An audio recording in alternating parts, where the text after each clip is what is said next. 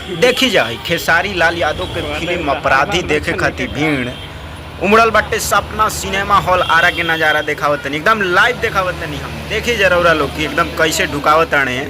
जी नमस्कार प्रणाम दोस्तों, आज हम पहुंच गए बानी सपना सिनेमा हॉल आरा में और देख सकत हैं खेसारी लाल यादव के फिल्म अपराधी लागल बाटे और नीचे में सूर्यवंशम के भी पोस्टर है। सामने हम जा रहा बानी, पीछे से वीडियो बनत अटे।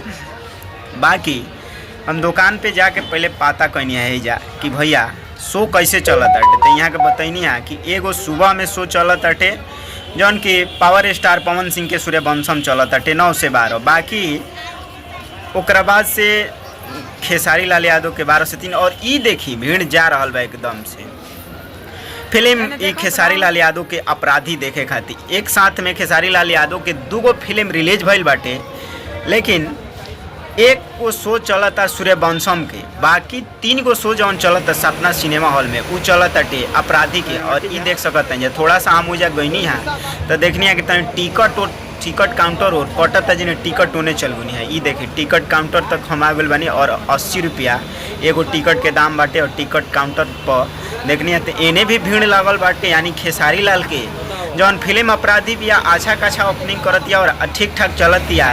तबे सपना सिनेमा हॉल में कुछ आदमी देखे खातिर आइल बाड़े।